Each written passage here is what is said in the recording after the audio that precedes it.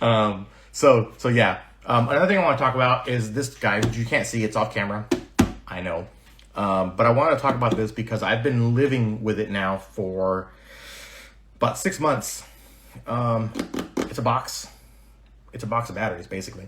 And I want to talk to you guys about it because I did a video when I was driving the FJ. I did a video about kind of powering the stuff that we bring with us.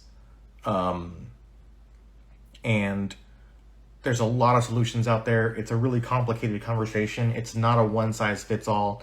I'm really hoping that Tony from Adventure Solar or Adventure Outdoor Solutions, or sorry Tony, I'm really butchering that for you, buddy.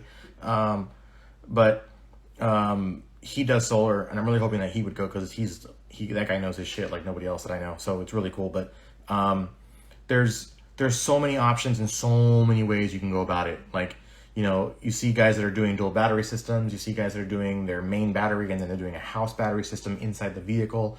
They're running solar to it. They're getting a larger alternator. They're getting, some of them are getting auxiliary batteries or portable batteries like the Wagan Tech that I have, the Lithium Cube, the Jackeries, I forget the other one, but the gray and green one. That's been around for a long time as well. There's a bunch, right? And so it's the amount of options that you have is insane. So here, I'm going to unplug because I don't want to tear cables out. So hopefully the phone doesn't do something weird when I unplug this. And I'll plug it back in because I want you guys to see the readout. And I'm going to move this over. So I had things plugged in because I wanted it to be on and kind of functioning. But check this out.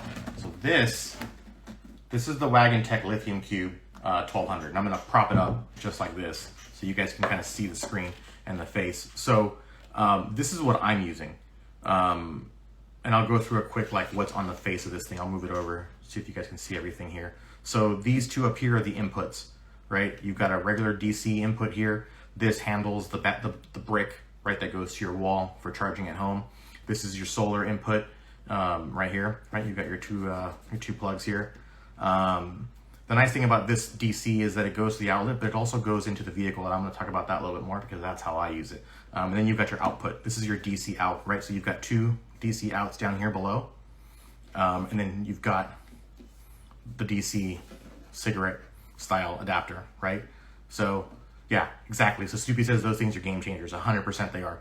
And then here you have this massive bank, which is tiny, but it's got a lot of USB-Cs. What I like is that it has two USB-C ports, which is really cool. So it's got some high powered ones, some regular powered ones for lower amperages, and then you've got your high powered USB-C ones that can run your laptop, right? So if you've got one of those fancy new laptops that has a USB-C charger, like your MacBook Pros and MacBook Airs and all that kind of fun stuff, they're going to use these guys and they'll work, because I've done that.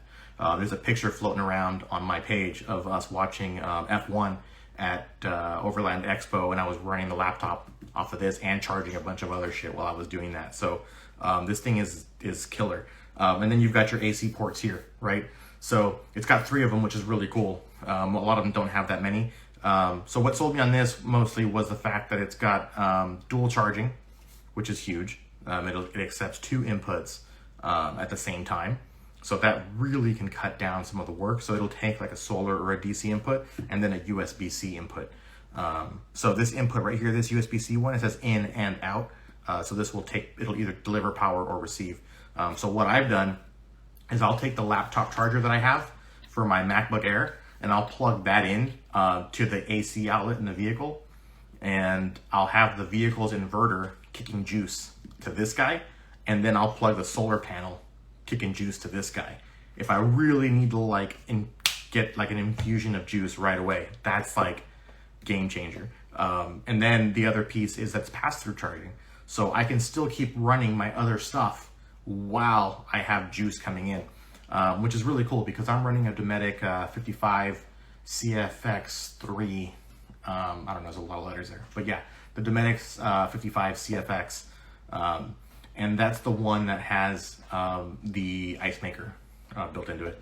And so the cool thing is if I turn the ice maker off and I'm just running it as a straight fridge, the compressor isn't always on, right? It comes on, it comes off, it comes on, it comes off. And so because of that, it'll take the juice that it needs when it's on, and it'll kick off, and then this thing will charge up again. So if I'm say that thing takes about 25 to 30 amps of power, I can push in close to 100 amps of power. So I'll still be netting about 60 to 70. And then when it kicks off, I'm netting the full kick, right? So that's really cool. So I'm constantly gaining. So I did that on a trip. So here's my setup, right? This is what I do with this guy when I'm traveling. So I will run, oh, sorry, I did want to show you one thing before I did that, because this thing is, yeah, the 55 IM is a game changer. So here's your these buttons turn it on, but they also turn on the individual pieces so that you can run power, right? So I'll plug in my USB for my phone, right? And I'll juice that up there. So now the USB light came on down here at the bottom. So I can even do this one even though it's got nothing plugged in. See, DC came on right there. So we'll turn that back off because it's not doing anything. And then it does this readout. So that tells me how many hours, what it's drawing right here, 8 watts, and how many hours this thing would run consistently drawing that power, which is really cool. And then when you're putting power in, it does the inverse, right? It tells you how much time you've got and how much you're taking in, right? So that's pretty cool. So good features. And this thing is sturdy as shit, man. I've had it in the back of the FJ now for close to 6 months. I've done a lot of trips. The handles folds flat, so it's got a nice flat top to it. And it's beefy. The damn thing looks brand new, and it's done like, I don't know, close to 4,000 miles of off-road. So I'm impressed just on that alone.